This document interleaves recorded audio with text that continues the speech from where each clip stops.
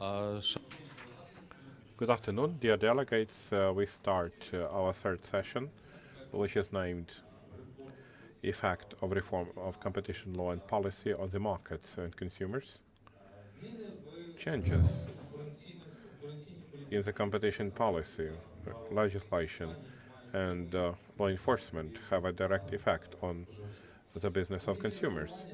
Any reform of that sphere must be balanced in such a way that it takes into account government and public interest, reinforcing the system of protection of economic competition, as well as protecting interests of consumers of goods and services. Форма конкуренційної політики в Україні Reform of competition policy, in line with best international standards, must precede the reform of strategic markets and regulatory policy in general.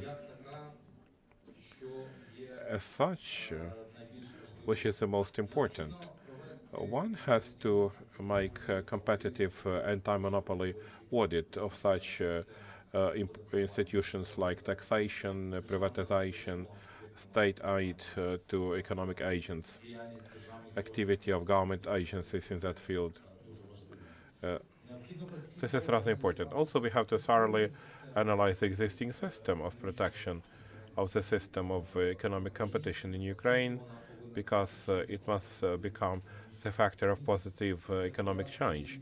This is related to its multifunctionality, because it's pervasive in all sectors of the economy, as well as all spheres of activity of the government and business. The key objective of competition reform must be removal of unjustified constraints to market activity. Those constraints do exist till now in the legislation and in the system of public administration. One has to analyze government policy in those spheres where it has an objective of achievement of public benefit by the use of anti-competitive instruments.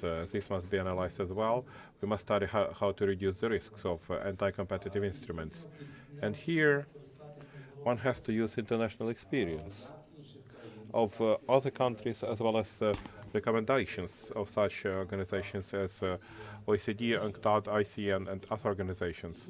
This is indeed important. And here we need to focus on the international experience, because one of the best examples of the international experience of reform of the competition policy was Australia. They could. Even such a well-developed country as Australia, as they have analyzed legal framework, they found more than 1,800 pieces of legislation which had a threat to competition. Each of them was revised, it was changed or cancelled. They were changed or cancelled, and that reform caused a positive impact on business as well as consumers. For example, the GDP, by results of that reform, increased 2.5%. In cash equivalent, this is about 30 billion Australian dollars. Annual income of an average Australian household increased by 7,000 Australian dollars. And Australia became one of the key countries of OECD by the rating, by the economic indicators. This is an important example. Also, we need to say that we need to focus on such a phase of implementation of competition reform as law enforcement. The main responsibility stays with the Competition Authority of Ukraine. We were speaking quite a lot on it from the morning, and everybody understands that efficient law enforcement will cause improvement of standards of competition in the markets, reduction of anti-competitive activities in the markets, improvement of economic indicators, improvement of employment, as well as reduction of prices down to economically justified ones. Why it is important to Ukraine? Because this will lead a return of confidence of business and consumers to the state system. This is really important. Ukraine needs such innovations in law enforcement. As Eureka was saying about the proceedings code, this is really important to secure predictability and determination in the competition process. The instruments must be introduced to efficiently detect cartels. Those violations pose the biggest threat to economics and development of the market. One has to improve the system of judicial review of competition cases, again for a fully fledged anti-monopoly process in the country. Today we shall discuss the effects of the competition reform on business and consumers, and we shall also speak about the instruments that the business may be using today in order to reduce anti-monopoly risks independently. We have the hope, altogether, the organizers, everybody who supports this event, that today's discussion will attract even more attention of both the state and business towards such issues, because we need to have active position for the development of the elements of efficient competition reform right now, so that the results can be as early as tomorrow. One should participate in discussions and also to work together on those matters. And now I would like to introduce our first speaker. I would like to thank personally Pierre Horner for coming to us, visiting us today. Over the day, we didn't know if he is able to make it. Pierre Horner is official for legal affairs of UNCTAD. This is a UN unit for trade, which is based in Geneva. And Pierre will tell us about developments of UNCTAD in the field of improvement of the system of public administration for the purpose of securing efficiency in activity of the markets. So, Pierre, we would like to listen what kind of ideas do you have in that field. Спасибо, Sergey. Thank you very much for your invitation, the Competition Development Foundation. This is our first time here in the event. I also thank MCU for the invitation received. On behalf of my director, Valles, officer in charge of the Competition and Consumer Policies branch of UNCTAD, I'm very pleased to be here in Kiev at the 5th Competition Forum of Ukraine. Now, the session that I've been asked to talk about today is about the effects of competition law and policy reforms on markets and consumer. I will do that by actually trying to put forward a topic that is very important in our current mainstreaming for a preparation of the ministerial conference of UNCTAD 14, which will be held in Nairobi in July this year. And actually there is a ministerial roundtable that talks about more effective states for more efficient markets. And this is a roundtable that will shed light to the work of UNCTAD as a whole for the next 4 years. And that, in other words, it's something very important for us and for our mandate that we will be renewing in the next ministerial conference. This topic, it's part of the secretariat report of the Secretary General of UNCTAD, Dr. Kitui, to UNCTAD 14, and it will be part of the UNCTAD post 2015 action lines. Now, this issue, it's in relation to establish what could states be doing in order to create more efficient markets. And this is the question that we always pose to our member states, because for us, markets are essential to develop competitiveness, but not only competitiveness, but also the fair process of competition that ultimately will impact consumers and access to consumers to good prices and choice. So that means, in other words, that we are trying to figure out some specific key message here. If I can go to the next slide. Is it working, this one? Yeah, sorry, it will very fast now. Oh, okay. Which one is right? This one or this one? That one is right. Okay.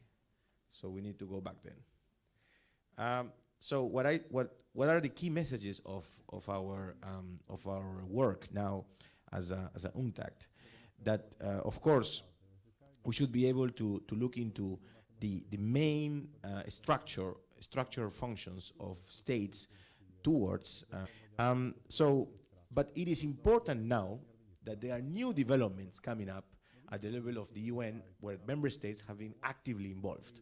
One is the adoption of the new UN guidelines on consumer protection that was adopted by the General Assembly in December 2015. And this is a new set of guidelines that have taken on board a number of instruments worldwide from key member states on issues related to e-commerce, financial services, energy issues, public services, and they have also included the importance of including a section within the guidelines of good practices, on good business practices that will enhance businesses to adopt consumer protection friendly policies for the benefit of all. So these are the key messages, because consumer protection policy, now that we have a new mandate, is a must in a growing world of e-commerce and online shopping, complex and globalized financial services, energy crisis, and mass tourism. So these are areas where we are looking into very closely. Now, I would like to quote one of the statements our Secretary General has said recently when presenting this report to the UNCTAD 14 PrepCon conference in Geneva. He said, I quote, "sides of the same coin." And that is something that we are constantly helping governments to have a coherent view about competition and consumer policies, because these are the pillar for good functioning of markets. Okay, now I would like to know, perhaps very quickly, to share that we have also a mandate on competition, very old mandate, that every 5 years, it's being renewed. The last review conference of the UN Center Competition was in Geneva last year in July 2015. The 7th review conference of the UN CET took place with the adoption of the new UN guidelines on consumer protection.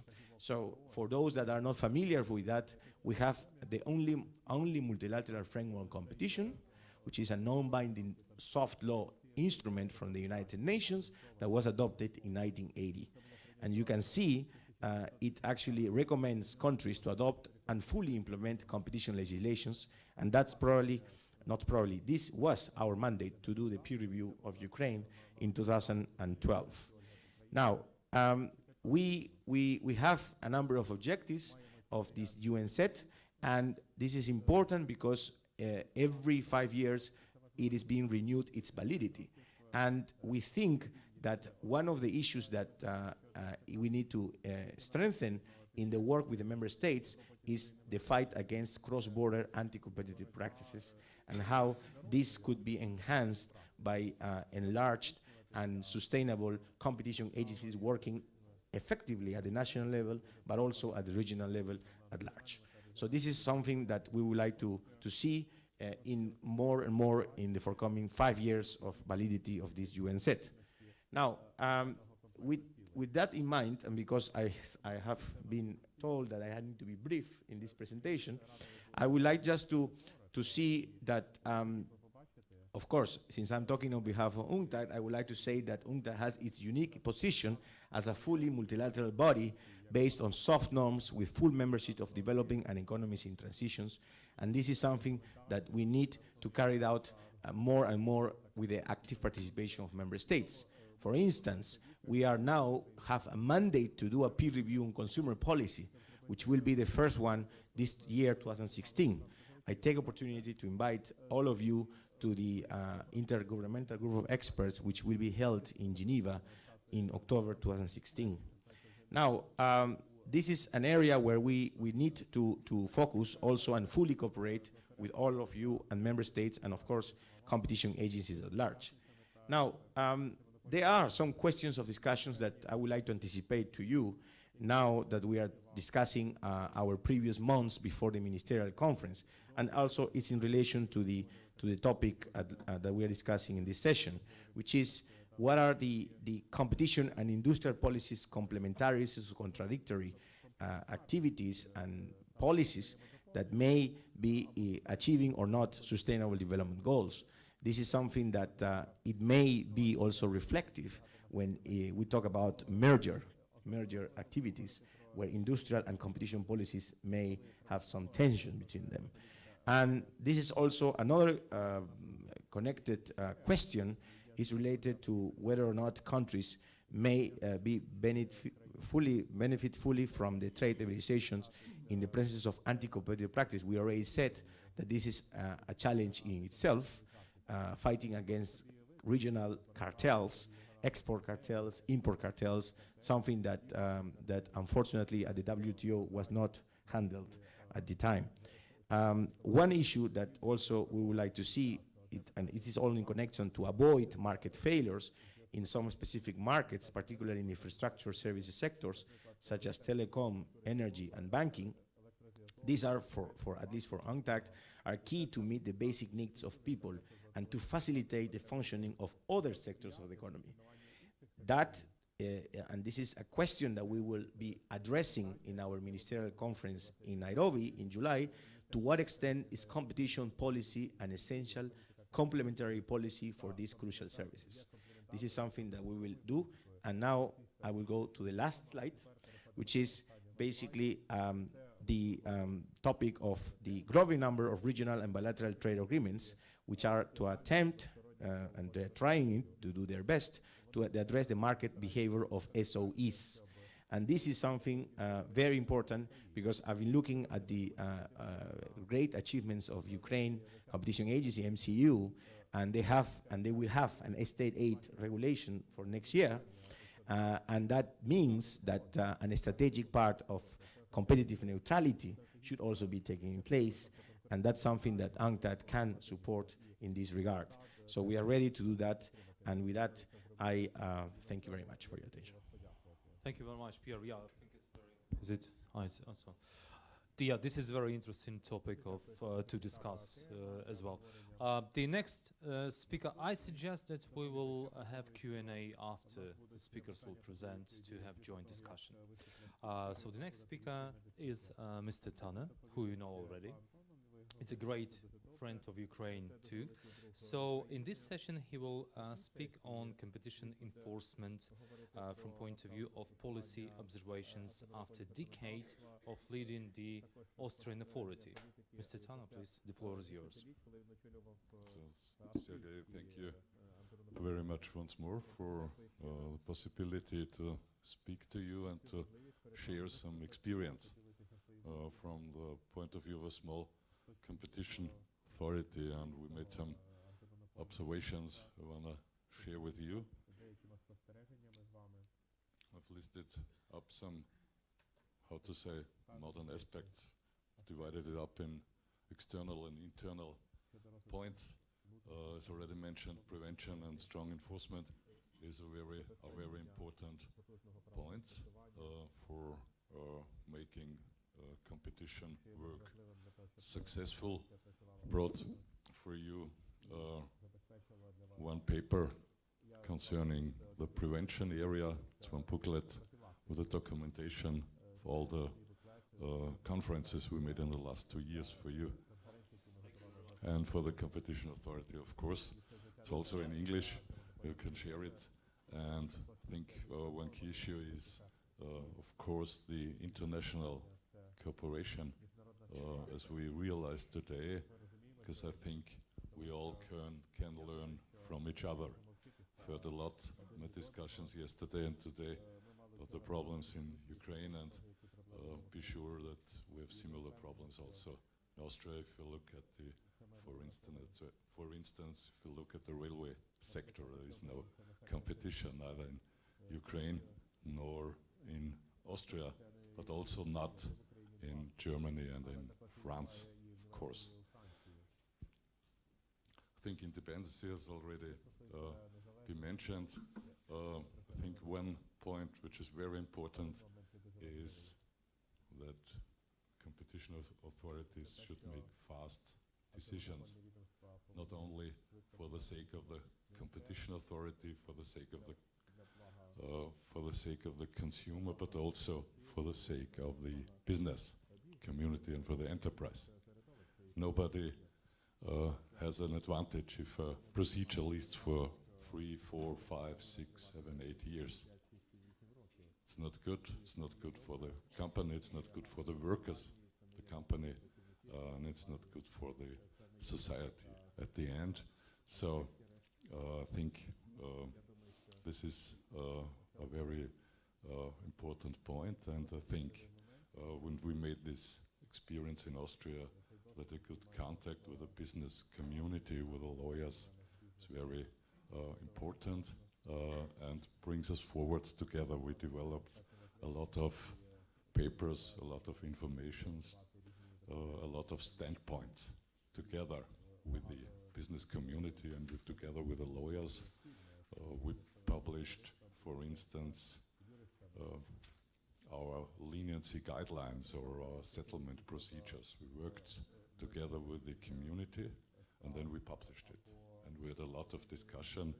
So on the one hand, it's difficult to get in touch with the business community, but I think it's useful for each of us to get in good contact, although there are different positions, of course.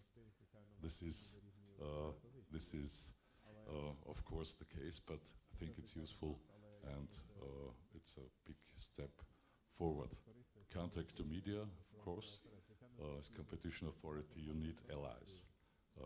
And one ally is, of course, the media, because it's necessary to explain, as we heard also today in the morning session, to explain the sake of competition, to explain it to the business, to explain it to the consumer, and to explain it to other government bodies, of course. And this is also a very key issue of to explain, and its credibility. Every business should be, in every area, there should be the same procedure, of course. But there are also a lot of internal aspects. You have to produce somehow strong commitments. There should be the best possible education. We're doing a lot, sending our team to other countries, to other organizations, to the DG Competition. We have agreement with the DG Competition. We have agreement with other national competition authorities and with international bodies. So this is one way to produce a high motivation, and we're doing really a lot in motivation programs too. So I think staff development and personnel and human resource management is one key issue, and I think there are a lot of institutions all over Europe, all over the world, concerning and dealing with public administration and teaching programs. I know here in the Ukraine there is also a National Academy for Public Administration, and I think it's always useful to organize the best education for the case handlers in the national and in the international level. Second point for me is competition policy, only short, and why is it useful? We all know that competition puts businesses under constant pressure to offer the best possible range at the best possible of goods at the best possible prices, and if they don't, consumers they have otherwise not the choice to buy it elsewhere. And in the free market, business should be competitive game with consumers as the beneficiaries. And as a study of the American Antitrust Institute tells us that the overcharge through cartelizing from 1990 consists of, I think,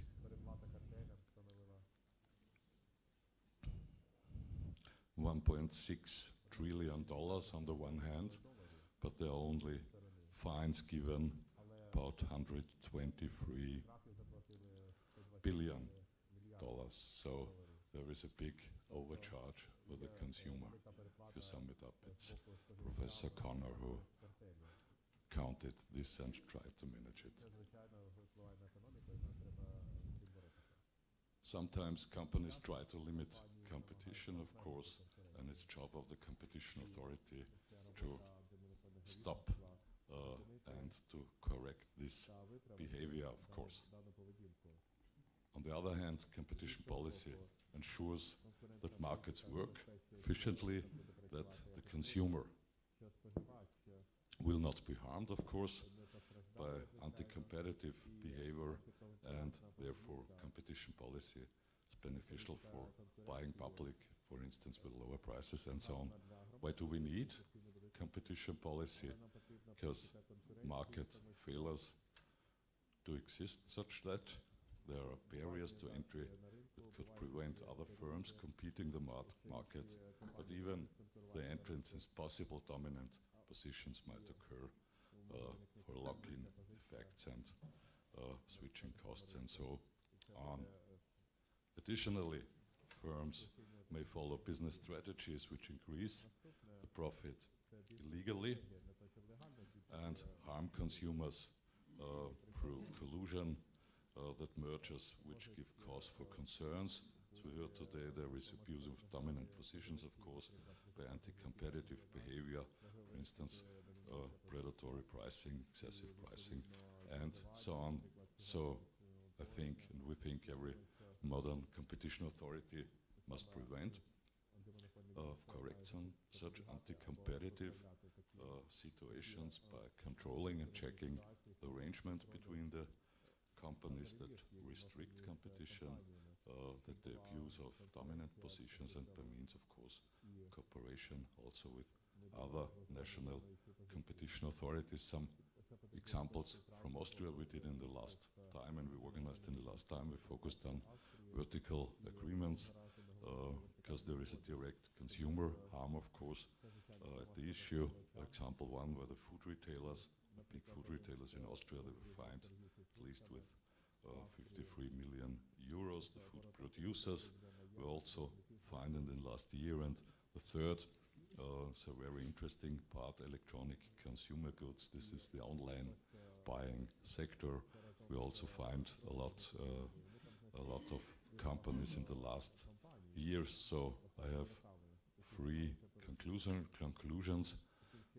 First, look at your people in the authority. Look at them. This is the real treasure, the one hand, and you should educate and do for them as much as you can. Send them to conferences. I've already discussed it yesterday with the chairman that case handlers are also of the MCA also invited for a study visit. Come to Austria again. Look at the consumer, of course. It's very important. But look beyond, and look beyond means get in good contact with the business community, with the lawyers. Nobody should hesitate to make the first step to the other. So business company should make the first step also to the authority to discuss problems, to discuss questions, at least, and at the end, it's always good to discuss together, to sit together and to get common solutions. This is my idea. Diu sa uvagu pro bachumos v Kievi. I wonder where do you get these texts from? You're always with us. And then you get it from somewhere. Thank you very much. So I'll go fast to our next speaker. It's my pleasure to present Mr. Joseph Sarai, who is the head of international from the Hungarian Competition Authority. He will give us very interesting presentation because Hungary was in the same situation as Ukraine about 16 years ago, if I'm right. Yeah, there was an association agreement with EU. Also, competition provisions were included in this agreement, and Hungary complied Now it's a member of EU. So what are your observations where these things were done for good of the Hungary business and consumers? Thank you very much for the introduction, and thanks very much for the invitation, which allows me to talk to you about the competition law reforms of Hungary. The Hungarian competition law entered into force 25 years ago, and since then we have made several reforms of this law. Reforms, I would say, major amendments, and in my presentation I will focus on those major amendments of our competition law, which was inspired or stimulated by the so-called Europe Agreement, which is the association agreement of Hungary, concluded between the European communities, at that time that was the name, and Hungary. So I will speak about three major points. First, I will give a brief overview of the events which led us to, from the association to EU membership. And I would overview also the competition law-related provisions of this Europe agreement, our association agreement. Then I will speak about the major law approximation steps. Law approximations meaning harmonization of the Hungarian competition law to the European norms. And finally, joining to another point of our panel, I will briefly report about the outcome of a survey made by the Hungarian Competition Authority. Not necessarily the impact of these law reforms, but rather the impact of the activity of the Competition Authority. So first, about the overview of the competition-related provisions of the Europe Agreement, and still before, just a brief overview of those steps which led us to EU membership. We began to operate in January 1991. In the same year, in December, we signed the association agreement. And the free trade related provisions of this association agreement entered into force still in March 1992. We applied for membership in April of 1994, and as a first step of the accession exercise, we received the so-called questionnaire in April of 1996.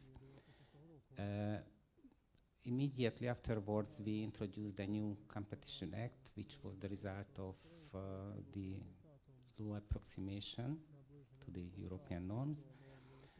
We replied the questionnaire, and a year later, we received the opinion, a positive avis, in the framework of the so-called Agenda 2000. And the competition chapter was opened for screening in 1998, and 6 years later we acceded. The next slide allows us to compare the competition related provisions of the Hungarian and the Ukrainian association agreements. And we may find several similarities and differences in the wording of the two agreements. It would be interesting to know what had the drafters of these agreements in mind when they wrote incompatibility in the Hungarian agreements for restrictive agreements, abusive practices, and anti-competitive state aid measures, while in the Ukrainian association agreement, these practices are incompatible. The Hungarian association agreement did not contain any provision on mergers. Interestingly, concentrations are part as inconsistent anti-competitive concentrations, part of the provision, and state aid is incompatible. What is similar that both agreements have provision on the that those practices which fall under the association agreements have to be assessed on the basis of the law enforcement criteria of the European competition norms. To find out what this could mean, that caused some problem for us, and later I will speak about how we sought to meet this obligation. Both agreements contain an obligation for the countries, for Hungary and for the Ukraine, to approximate its laws on different areas, including competition law, to the European norms. So how did we think, and what we made to approximate our law to the European law? We saw that it's necessary to approximate as closely as possible to the European competition rules. On the one hand, in order to meet this EU law enforcement criteria, so the practices had to be assessed on the basis of the law enforcement criteria stemming from the application of the European norms. We saw that we can do this only if we incorporate the basic norms to the national law. Although I have to say that even the very first act, which entered into force in 1991, was elaborated on the basis of German and European norms. But since then, now we are in 1996, when we put into effect the new Competition Act of Hungary. The European law changed to some extent, and during the full accession period it was to some extent not necessarily problematic, but it's a gradual task for us to follow this moving target. Then we also saw that it's worth to introduce the norms of the European law to the national law, because it's good for everybody. On the one hand, it's good for businesses because it may save transaction costs for domestic companies, and it's also advantageous for foreign firms because it saves transaction costs also for foreign companies, and it gives some reliance on the Hungarian environment if they, foreign companies, meet with the same rules which they know from Europe in general. It's good for the GVH, this is the Hungarian Competition Authority, since if our competition law is very similar to the European norms, the Hungarian colleagues at the Hungarian Competition Authority may get acquaintance with these rules, and after the accession, actually we had to apply. Now we have to apply the European competition law. So this way we could learn the same rules. And it's good for the national economy since it inspires foreign direct investment also.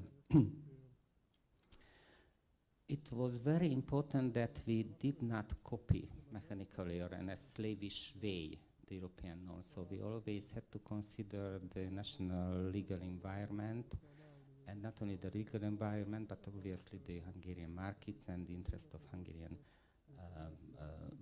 businesses. So we always considered very carefully which rules we introduced to the national law, although we put all the basic norms to the national law also, if there was not any rational reason not to do so. And of course, any legislative step needed time. It was sometimes burdensome to explain to Commission colleagues that, I don't know, for example, a block exemption regulation changed the European rules, and then we were inquired when we would follow those rules. Here are a few steps of this process. the basic huge step was made in 1996 when we introduced the new Competition Act. Here I listed a few elements of the changes. Our exemption regime was brought into line with the third paragraph of article, I think at that time it was 85 or 81, I don't remember precisely. Then we introduced the block exemption regime. We brought in line also the dominance definition. Earlier we had a market share based definition for dominant position. We took over the dominance definition from the EU legal practice. Then we changed also the merger notification thresholds. Earlier we had a market share for that. Now we introduced turnover thresholds. We introduced the concentrated joint ventures were also deemed as notifiable concentrations. And it was a huge step on the procedural side. We created the discretion for the authority to case initiations, meaning that we had the opportunity to reject complaints. In 97, 98, we introduced the block exemption regulations modeled on the basis of the European regulations, although we made a huge simplification concerning block exemption regulations. We did not took over the so-called gray zone or gray provisions. We took over the white list and the black list, but we replaced the gray provisions with the market share. In 2000, we made further fine-tuning concerning the de minimis rule. We introduced the commitment decision and divestiture of, in the case of mergers as remedies. And as the block exemption regulations changed in the European law, we followed it in 2001 and 2002. Just before the accession, we made two steps. In 2003, still before the accession, we extended the scope of the Hungarian Competition Act also to the application of European norms. It was made in 2003, but of course it entered into force only on the day of the accession in May of 2004. Then the GVH, the Hungarian Competition Authority, was designated as National Competition Authority in the meaning of, I think, Article 35 of Regulation 103. Then we adjusted our procedural rules to the ECN cooperation, and we created the opportunity for the Hungarian authority to assist the Commission down rates in the territory of the country, and we introduced the amicus curiae function for the authority. In 2005, since when we joined in May 2004, the EU law changed. It cancelled the opportunity of individual exemptions. We couldn't do it immediately, so that's what I told, that legislation needs time. We introduced it only in 2005. Then we created private enforcement opportunity not only for the European law, because the Regulation 1/2003 introduced it immediately, but also for private enforcement under the Hungarian Competition Act, and also some further procedural type modifications were made concerning legal professional privilege. Okay. Just a few words about, if I have 2 minutes still, about post-accession. Although with the accession, the law approximation obligation ceased to exist, we became EU member state, but the rationale dictated to follow, and that's on the one hand there is a convergence tendency made by different international platforms, but also within the ECN there is a huge endeavor to approximate the laws. Actually, we all apply, EU member states, we all apply the same rules, same substantive rules, Article 101 and 102, but the leniency system, the sanctioning system, and the procedural rules remained in national hands. And that's good for companies if these rules are similar, and it also helps the cooperation within the ECN if we apply the same rules. As regards the Ukrainian situation, France and Hungary made a twinning project for the AMCU between 2007 and 2009, and we made around 50 recommendations. We surveyed the Ukrainian competition rules and compared it or analyzed it from the point of view of its compatibility with the European norms. And in this paper we made 50 recommendations. It would be interesting to see how these rules, although maybe many of them are obsolete due to gradual amendments of the Ukrainian law.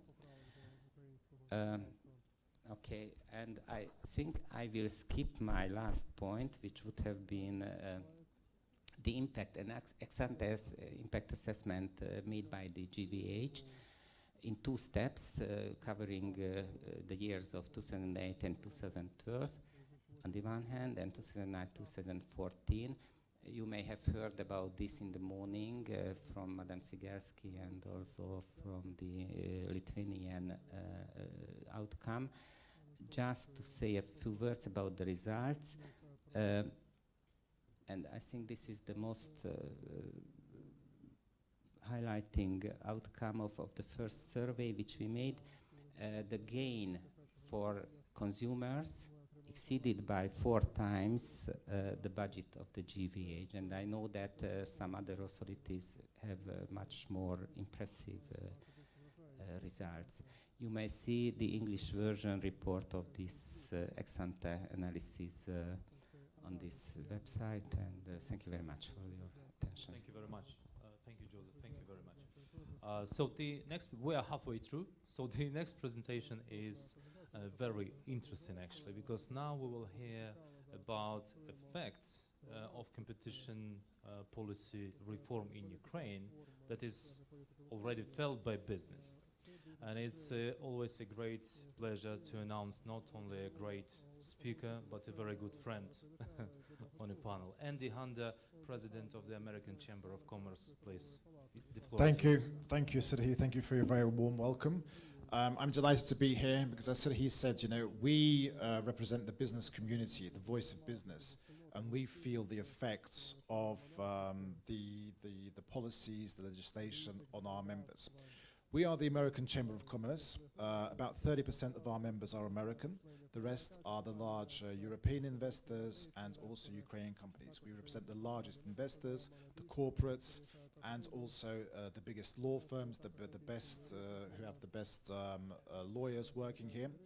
So I just would like to touch on what is the participation and what is the role of business in competition policy reforms in Ukraine today. We at the American Chamber of Commerce, we have a full-time 12 committees and 14 working groups. And we have one working group that is specifically dedicated to competition, to anti-monopoly policy. And over the last year, we have been working predominantly on 3 major legislation changes. That's the 3. The first one is law number 2102, which was successfully passed last year. This is about transparency and the aiming at the compulsory publication of decisions of the Anti-Monopoly Committee, which is quite new, which has come into force. And we're seeing this is the first sort of tangible steps of transparency.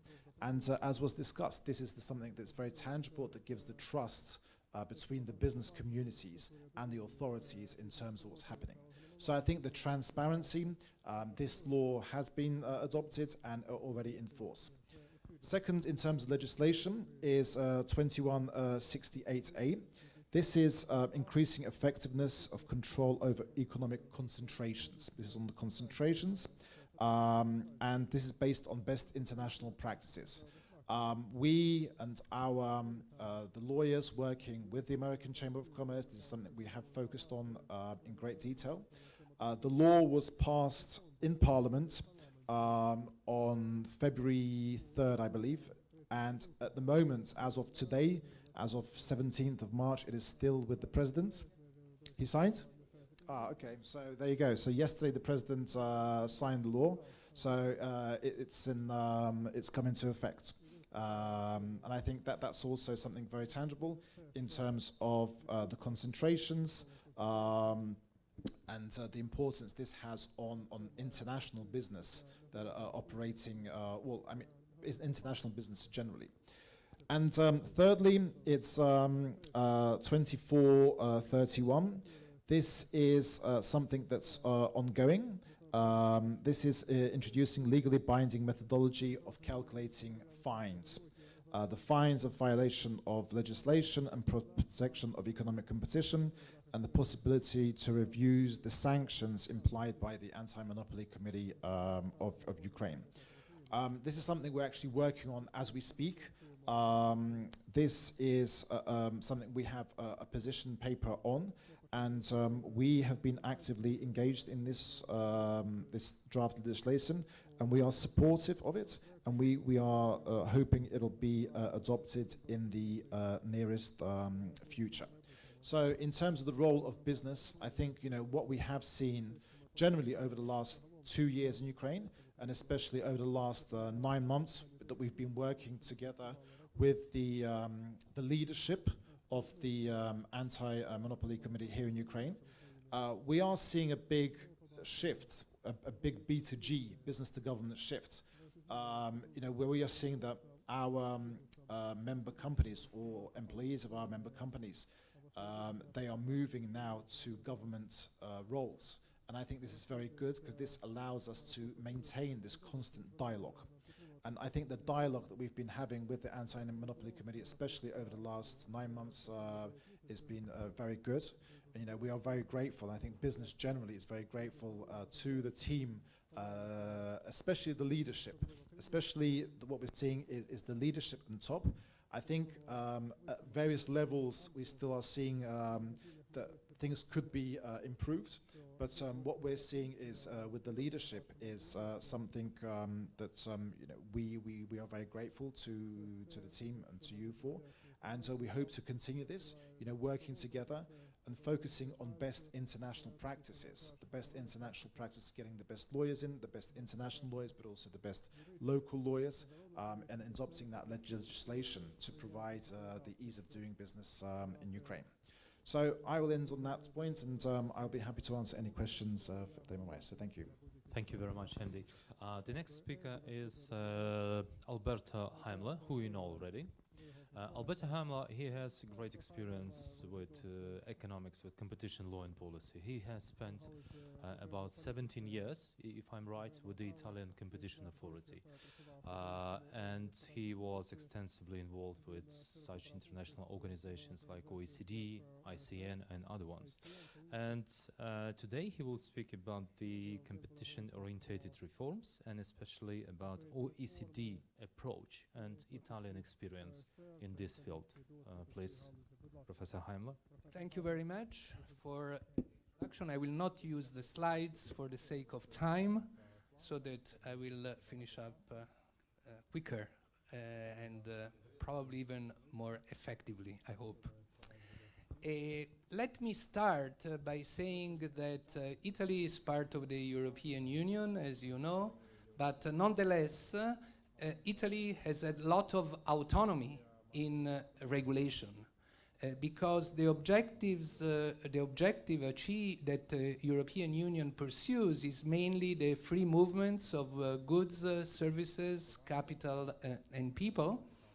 And this free movement indeed helps international trade and helps regulation not to block goods and services, domestic regulation, not to block goods and services that are freely distributed or produced in other member countries of the European Union. So it's an enhanced free trade, if you want, system.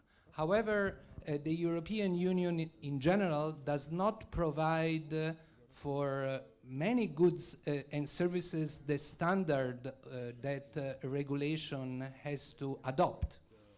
And of course, this is outside the areas where indeed there are European Union initiatives which create convergence among member states. And I just cite here public procurement, all public utility services like telecommunications, energy, or electricity, gas, railroads, many aspects of agriculture, the way geographic protection is being used in different member states, but there are many areas that are left to domestic legislation. And I would like to share with you in this respect some not so recent but quite important Italian experience, because we started quite late in the liberalization exercise. Just to give you an idea, Italy liberalized the retail trade sector in 1998, which is 20 years ago, but it's still not very timely with respect to what other member states of the European Union had done. But in the early 2000s, we decided to liberalize a number of sectors, like the professions, pharmacies, taxi services, insurance companies, banks, where indeed domestic regulation was blocking some market developments. For example, in the professions, we had minimum tariffs that were imposed by professional bodies, by law, and also we had bans on advertisement that professions were not allowed to use in order to promote themselves. And because of an action of a very far-sighted minister, and also as a result of many competition advocacy reports by the Italian Competition Authority, at a certain point these industries were liberalized. I just would like to tell you how categories reacted to the decision to liberalize. And of course, they reacted not, as you may expect, by the way, they reacted not by saying that the reform would lead to lower prices and therefore to lower profits for themselves or lower income for themselves, but they reacted by mentioning general interest objectives that the reform would undermine. For example, the professions argued that minimum tariffs were very important for quality of services, or that advertisement, if we would promote advertisement in the professional area, then the trust relationship between the person providing professional services and its customers would be undermined, because he would not be so much related to the client, since through advertisement he could get easily other clients. So that sort of reaction was very openly addressed in my country. For pharmacies, the minister decided to liberalize the sale of over-the-counter drugs that do not need a prescription to be sold. And pharmacy owners stated on TV quite a number of times that by doing this, a sick child at night would no longer find an open pharmacy, so that parents would be desperate to find a place where to find a healing device for him. So the reaction was very much outside the area where the liberalization was taking place. Nonetheless, the reform went forward, and the results were astonishingly good, in the sense that for the first time you could find a lawyer on the web advertising, for example, for very simple for very simple type of professional activities. So you could find a lawyer on the web advertising the tariff for which you could get such services. And for drugs, we had quite a number of over-the-counter drug shops which opened up, which led to quite important reduction in prices. The epilogue of this is that unfortunately the fight against protectionism is never won, because in the course of the year special interests, professions, especially lawyers and pharmacists, came back trying to block the reform and trying to reintroduce the same constraints that existed before, very similar to what has we heard this morning about the Ukrainian Competition Act, with Parliament trying to block the action of the competition authority. All instruments for liberalization are complementary: international treaties, advocacy report, regulatory reform, antitrust enforcement, advocacy. Again, all institutions concerned should cooperate. And the antitrust authority, of course, is essential for promoting regulatory reform and should given greater weight, also institutionally, by participating in the process of competition impact assessment. And we heard something about this morning for the chairman of the Competition Authority of Romania, but I will come back to this in a second. Competition usually creates, not usually, we have evidence that competition creates stronger economies that grow faster and generate more jobs. And also, we know that as a result of deregulation, prices fall and quality increases. There is widespread evidence across all countries, and I guess including Ukraine, that prices for long-distance telephone calls, for airline services, for tracking, fell by a number which is quite substantial, of around 25–30%, and sometimes closer to 50% after deregulation. In the US, consumer benefit from greater competition in airline industry and in trucking and in railways, with huge benefits. And also, there is economic evidence. We heard Australia mentioned many times today, and there is evidence that the competition-oriented reform of the early 1990s in Australia, which followed the famous Fred Hilmer report of early 1990s, led to higher productivity growth in Australia of the order of magnitude of around 2% per year. So flexibility increases as a result of product and labor market liberalization. Now, there are tools in place that we can use for promoting regulatory reform, and the OECD has been at the forefront of developing such tools. Bogdan, the chairman of the Romanian authority, was mentioning this morning the competition assessment toolkit that identifies 3 major things to worry when a new legislation is being adopted. And those are, is the legislation limiting the number of players? We should worry.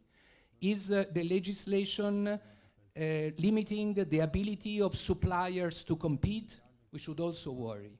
And finally, is the legislation reducing the incentives of suppliers to compete vigorously? We should also worry. So when these 3 red signals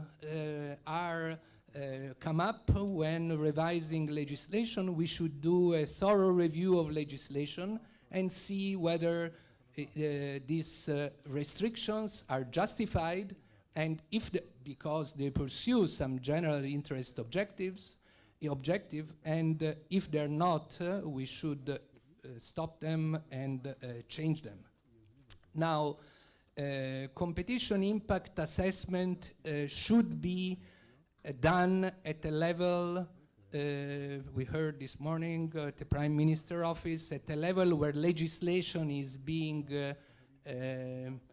produced, at a level where legislation is being promoted, and it should accompany the creation of such legislation. The problem with competition impact assessment, for example, in my country very often, is that it is done at the end of the process, and it is just another piece of bureaucracy, a piece of paper that accompanies legislation without being able to influence legislation. Competition impact assessment, to the contrary, should be a tool that should accompany the creation of the new legislation and should be should represent the framework by which administration and governments should find the solutions to the problems that they are facing. Now, what models do we have? In some countries, competition impact assessment is integrated with regulatory impact assessment, which is a much wider issue. I will not go into this, but it's a much wider issue, and still it is either the responsibility of a specialized agency within government, or it is within the Prime Minister office. This is the case, for example, of the United Kingdom, of the European Commission, even Italy, Australia, the US as well. And there are other countries where competition impact assessment is done by commissions that have broad oversight over government actions. And this is the case of Mexico.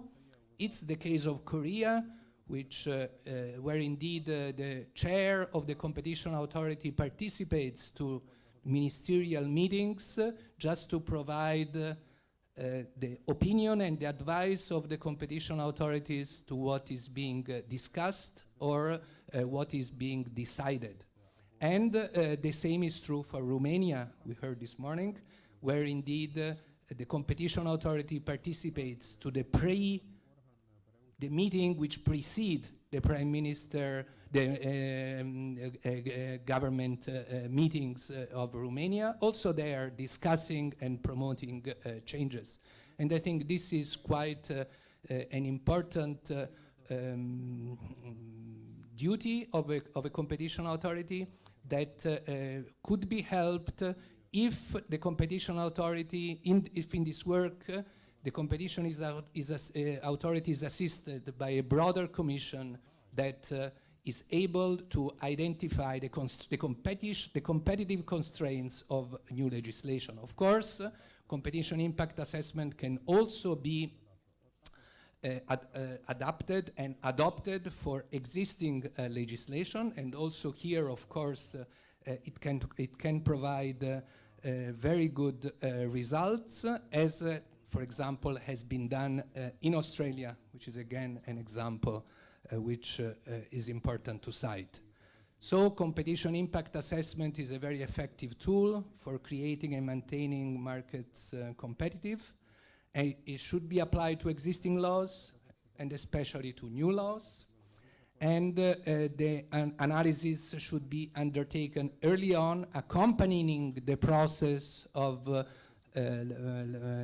legislative reform, not just at the end, because if it comes at the end, it's not effective, and it becomes usually just a piece of paper confirming what has been already decided before.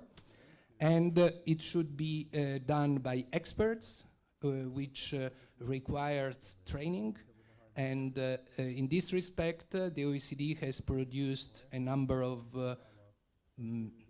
toolkits, publications. There is a 3-volume toolkit available on the website of the competition division of the OECD Secretariat, translated into Russian, that you can understand, of course, and that can help government officials to undertake this very important exercise. And the analysis should not be undertaken only at a central level, should also be undertaken for regions and municipalities. That is, for the legislative, for those that are responsible for legislation. If legislation is not central, it should be done at a local or regional level. And finally, I would like to mention that flexibility is achieved usually when regulation is left to regulators. And we heard yesterday, I have to refer back to Ras Damtoft again, because yesterday he was referring to the regulator in the US, and indeed the US is full of regulators. And of course the regulator has a good ear, and he can hear the competition concerns much better than a legislator. Because in our countries, unfortunately, we have very few regulators, and most of regulation is decided by parliaments and is very, very inflexible. And to the contrary, the modern economy shows that laws and regulations need to be adapted fast according to change of circumstances. And in this respect, giving the power to change or to adopt very general rules to the specific case, to the specific circumstances of a given case, giving it to a regulator is much more effective. And this, as you see, this is what antitrust authorities do. We have a very general law, and we apply it to specific cases without with flexibility and being able to adapt our tools to the changing circumstances of given industries. So the same should be done for regulation if possible. So thank you very much. Thank you very much. Thank you very much. The next speaker is Volodymyr Sayenko. He is one of the top competition lawyers in Ukraine, who will speak today about antitrust compliance programs, about the view, what is the real antitrust compliance program, how this can decrease antitrust risk of business and, well, help business as well. Please, Volodymyr, the floor is yours. Thank you very much, Sergey. I would like to start by saying thank you to all the distinguished guests who have come to us, to Ukraine, to share their experience with us. I think this city has never seen such number of experts in competition law ever in one room. So we very much appreciate that. For the benefit of the audience here, I will do my presentation in Ukrainian, but the slides will be in English. Отже, сьогодні ви почули дуже, я думаю, багато цікавого від провідних світових експертів в галузі конкуренції. Leading experts in the field of competition law. Кожен з цих людей може I believe that each of these people римляни can do a lot. As the Romans said before, ego sum lex, I am the law. Those are the people who actually dictate competition policies in their countries or their organizations. залишається робити простим смертним. So what the ordinary people should do, the businesses in that situation? Most probably there is a choice. Або намагатися We can either try not to get into на радари до уваги, to the radars of the regulators, or to hope that in some way це питання може бути that issue can be resolved earlier. Another attitude is also possible. Але часи змінюються, і However, the times change, таке, який and today we would like to discuss how business should adopt themselves to the existing conditions of doing business, doing economic activities. I would like to start by saying that most probably we should not focus in detail on what compliance programs are about. The programs of observance of legislation are about. International business came to us with it, and they taught us how to do this work. And the local business now shares the best practices. International companies quite many years ago, when they came to Ukraine, they also came with their ideas of how to minimize risks from various government of attention from various government agencies, including anti-monopoly authority. They did it rather easily. They have developed certain approaches and certain policies. In the best case, those policies were translated into Ukrainian language, and they thought that everything else will be just fine. Of course, as we understand, this is just before the first audit. After that, it was found that this is absolutely insufficient. Even vice versa, those companies who believe they observe the legislation most often get into the list of offenders rather than those who seemed to be working without, while not having such policies. The business adopted themselves to that, both international and local. International business also understood that one has to think wider, and just international policies are not enough. Also, they have to create a system of security of business, protection of business from excessive attention of the government. Our government passed through various stages. On every stage, we could say there was some specificity. Sometimes business was kept alive, and in some other times they believed that they are like a cow which must be milked very accurately to make sure it does not die. Every corporation is very serious about compliance. Some of them separate that function, appointing people, showing how they do it on paper. Others do it silently, but they achieve the same result. Here we can see some specificity compared to the international experience. What is the effect of a typical international compliance program in the international organization? This is a list of the rules, what people should not do. The main thing is a mechanism of how the company can understand that they have the problem, they had a violation, then they could decide what to do, whether they should rush with that fact to the regulator, because there is a leniency program, the program of leniency, or they should pretend nothing happened, like nothing happened. This is a decision they can take for themselves, but it is important to be first to receive such information. The one who was the first to run to the regulator and use the leniency program does not have a fine. And the one who was third and second, if they could make it, take the risk of having a large fine. What we can see in Ukraine, we can see the list of the risks faced by business. It's not really characteristic. Mostly the main risks are not that there is a cartel and it's necessary to report to the regulator and to resolve that risk. The risks emerge if we speak of cartels, anti-competitive concerted action. Nearly there are no classical cartels. Anti-monopoly committee could prove using real evidence. Practically all cases in that field are based on some indirect evidence. This is what we call parallel behavior,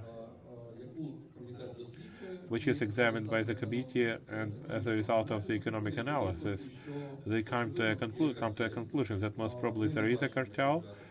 As a regulator, we don't see any other explanation of that behavior except for having the cartel. Therefore, please pay the fine. What the business should do? in such a situation, we had a number of applications by companies. They said, well, we are planning to increase the prices because there is inflation or something. The exchange of currency increased, we're importing the goods, so we believe we can increase the price. However, we are really afraid that we can be audited because they did it last time. What we can tell that business, yes, there is a big chance they will, so let us get prepared.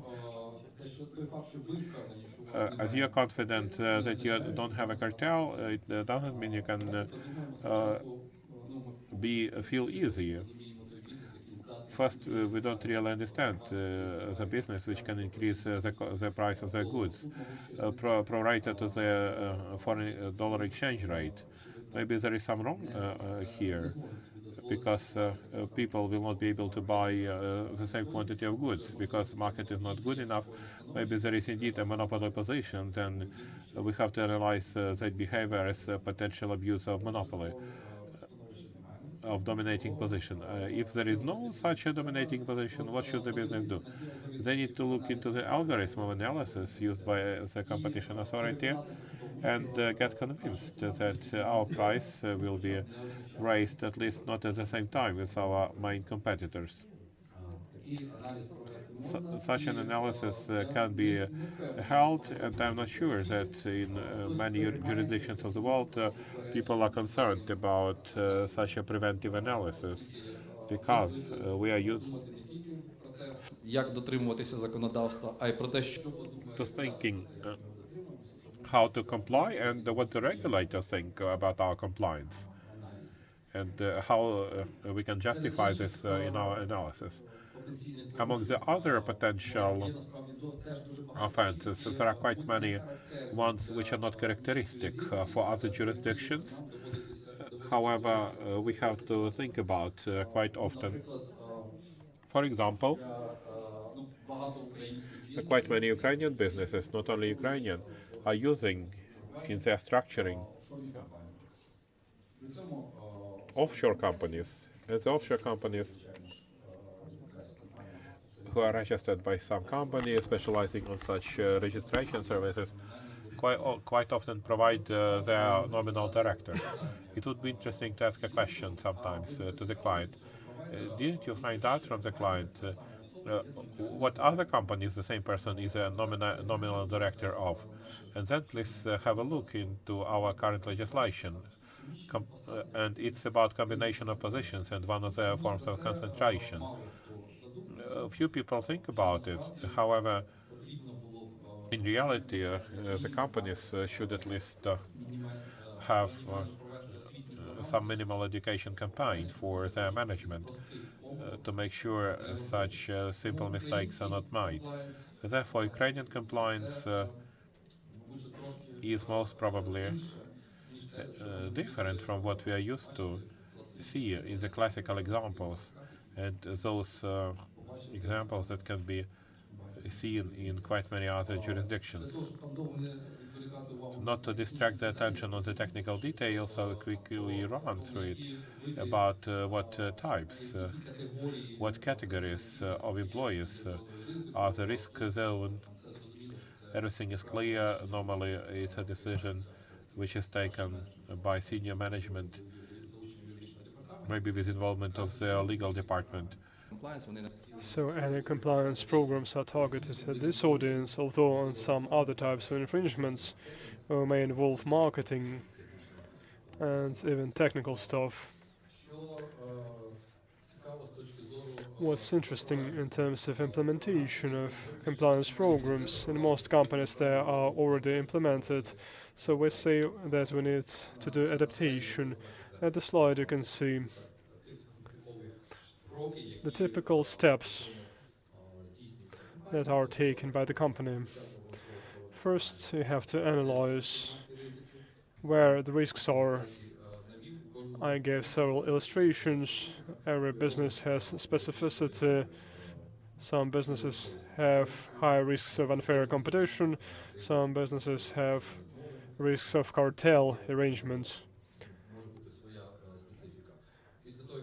It depends on the business. After we have done the analysis, hopefully we have found no infringements, we just see the risk areas, then we put in place the principles and education program to train staff members to explain how antitrust legislation works, what they should avoid, and then ideally we finished everything, we move forward.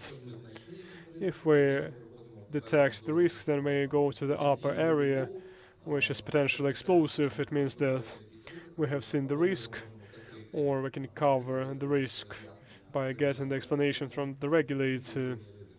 If this is gray area of risk, we're not sure how the regulator will interpret this.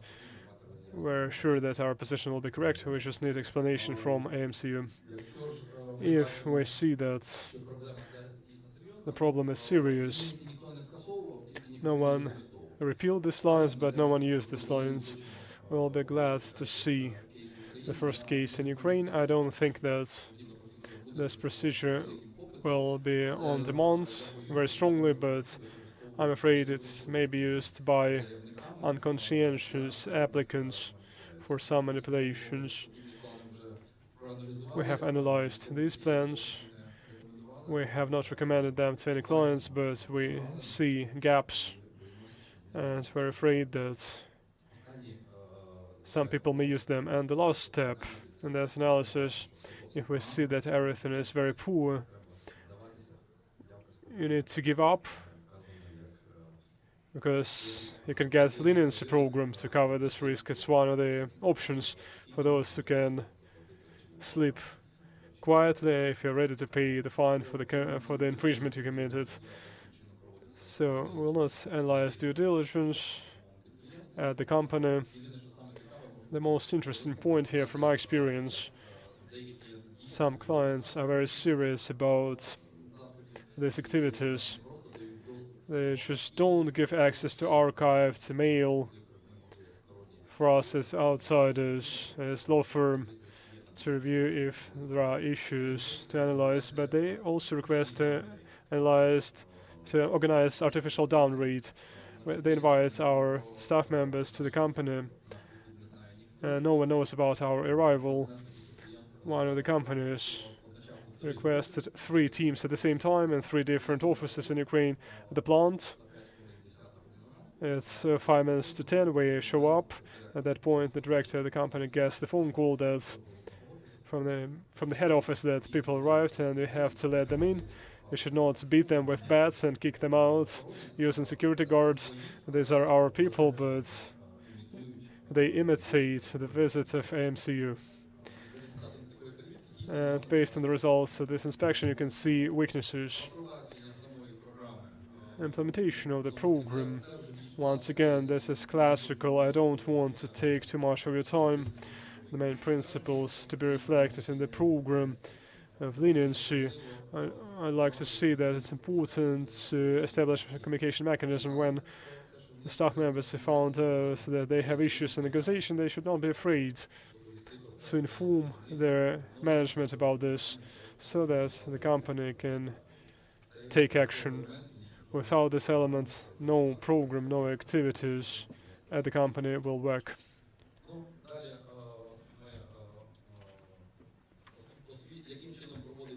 How to train staff members? This is clear. We start with when we emphasize training with management. Next, Ukrainian legislation allows us to close some risks by getting the preliminary conclusions of AMCU. We can do it in concentration cases and consorted actions cases, unfair competition cases. This tool is used insufficiently in the situations. Earlier, AMCU did not really want to give explanations, and we did not get proper answers to our requests, and then these consultations were not valuable. If the approach changes, this tool is important for the business. It may show the black and white, because not always these issues are unambiguous. We discussed leniency today. It's not worth discussing it because we never had any precedents.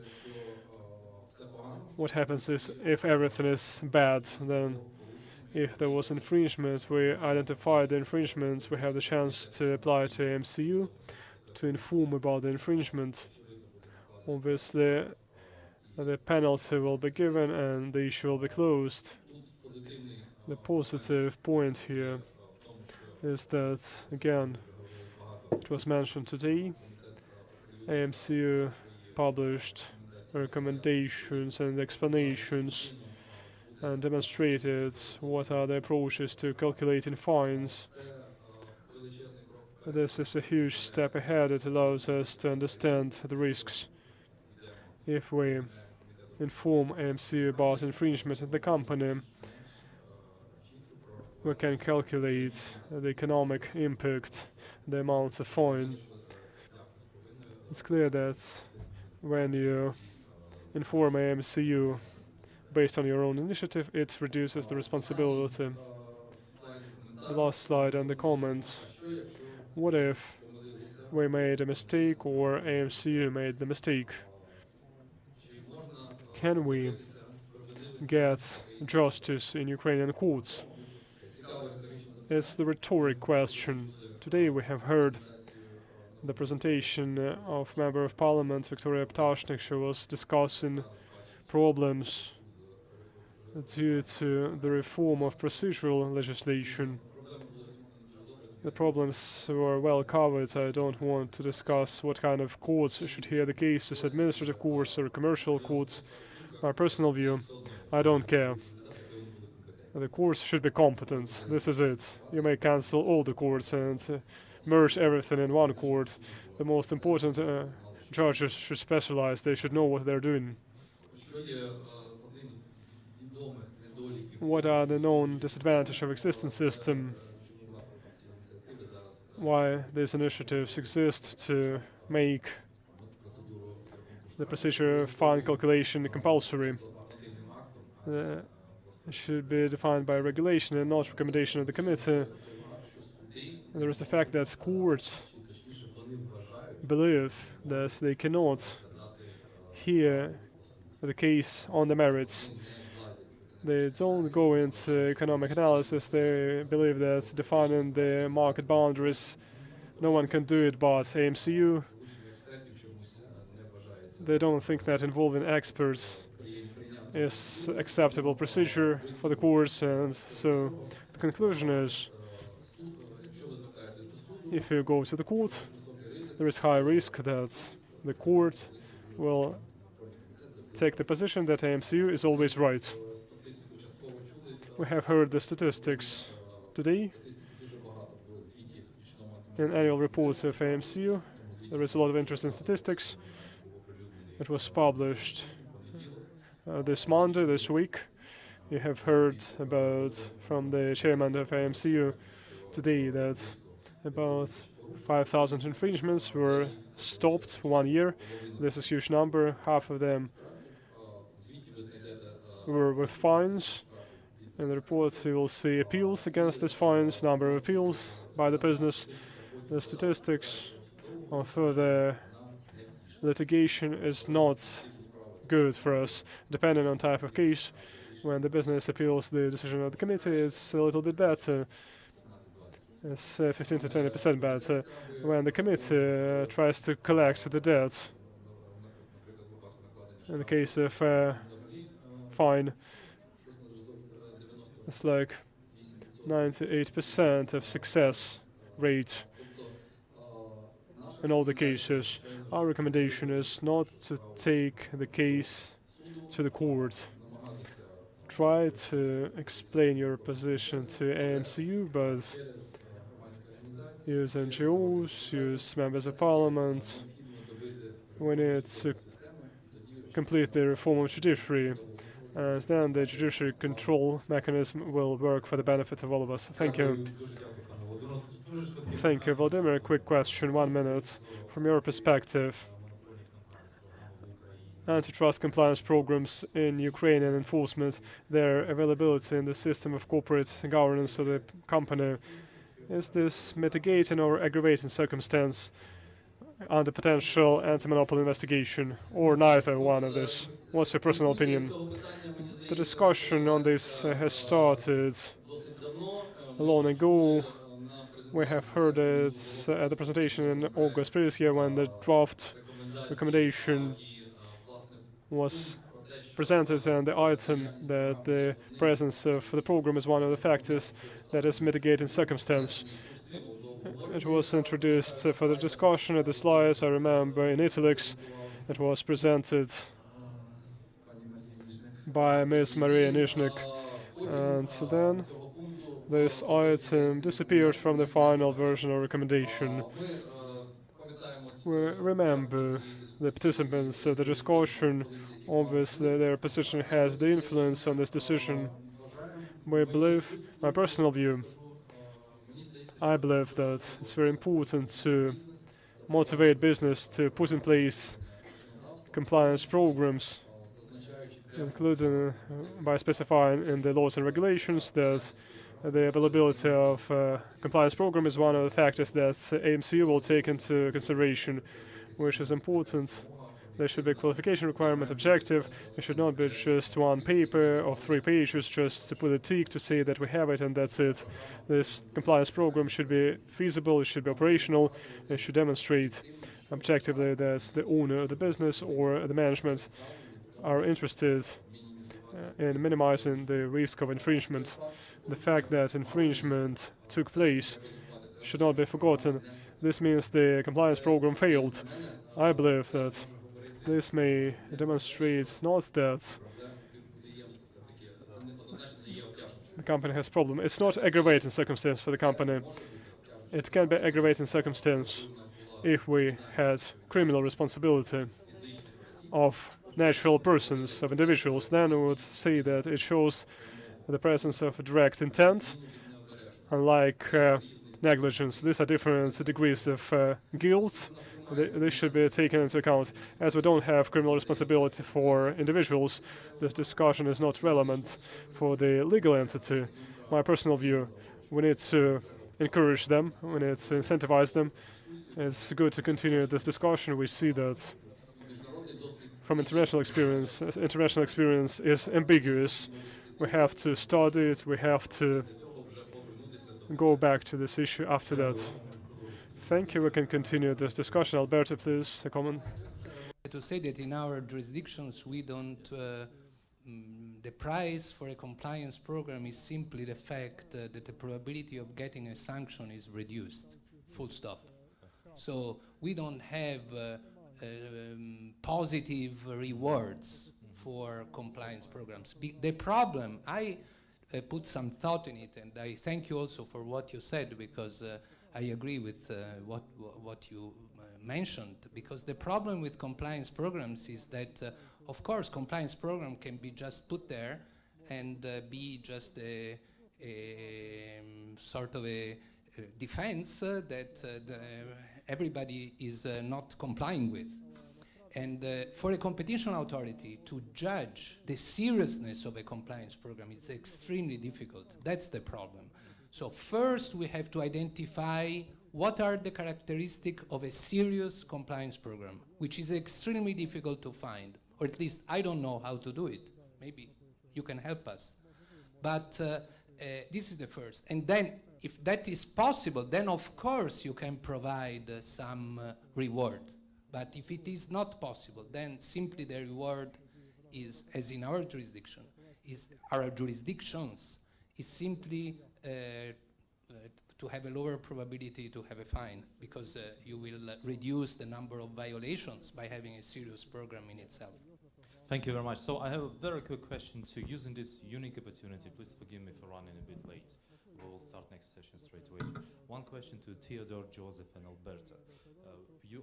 Three of you represent or represented authorities, EU authorities, and we know that in EU, the ultimate aim of the competition protection system is the consumer welfare. And so what, from your point of view of your authorities, Hungary, Austria, Italy, what was the biggest contribution of your authority to consumer welfare? Question number one. And if you can say quick, yeah. And the second one, is there a conflict between promoting competition and consumer welfare? If just 1 minute each or 2 minutes each, please. Theodore?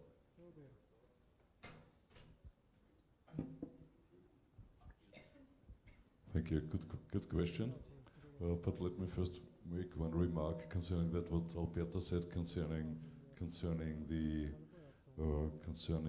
compliance programs. I think it's really not possible to define such a program. It's not possible because and there is one really practical reason from the point of a competition authority.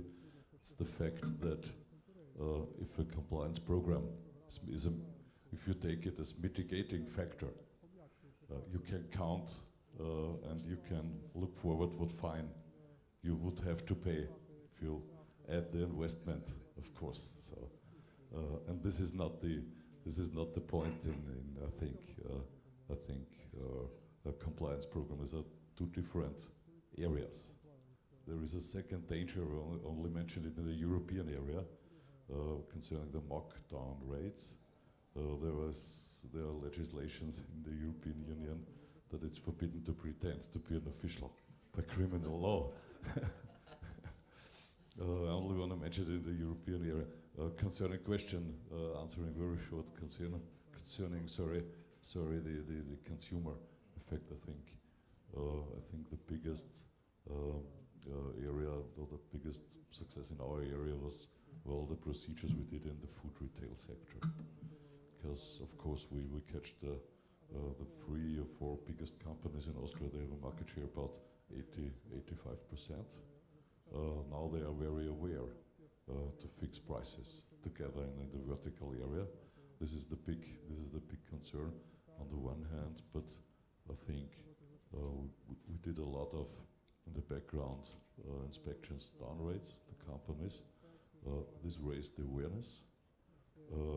This built up a lot of business for the lawyers, for the compliance system. Also this area, so companies are very hesitant to fix prices. And this is a big success. It's not a similar target from my point of view. Consumer welfare and competition. There are some areas which are similar, but there are some areas which are different. It's also one aspect that there must be the same basis for each enterprise, for each business, for each company.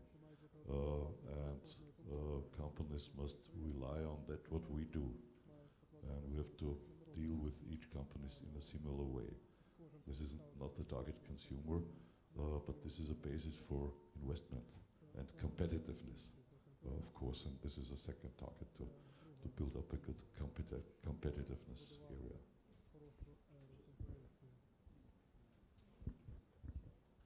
Thank you very much. I think at the Hungarian competition also one of our major priorities is fight against cartels. So this we do generally, and time to time we manage to prove huge infringements, and that will remain priority for us for on the long run.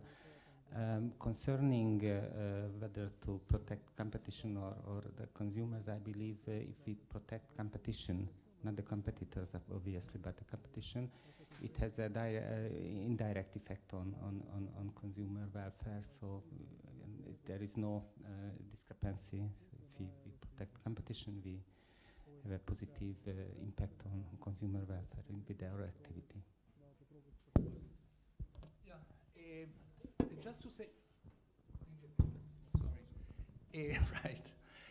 Just to say another thing on compliance, because I remembered that I think that compliance programs could indeed be used to avoid parent company liability, because compliance programs sometimes may be used, if they are serious enough, by a parent company to impose that affiliated company behaves well. And of course, in Europe, we have parent company liability in the sense that the fine is measured on the turnover of the parent of the group.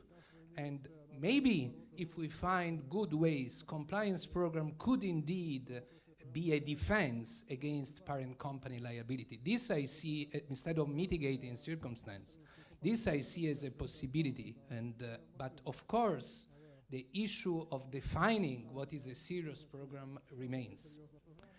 This is my point on compliance. As for antitrust cases, I really have to cite a US case because I think the case against AT&T of 1984, this has opened up telecommunications market in the whole world. So this is a very good case and has still today we benefit from that case. And with respect to the Italian authority, we did a number of cases on bid rigging, and I think those are also very important because they contribute not so much to consumer welfare in terms of lower prices for consumers, but to taxpayer benefits, and therefore they allow for integrity in public administration and also for the possibility of public administration to provide higher quality services to all of us.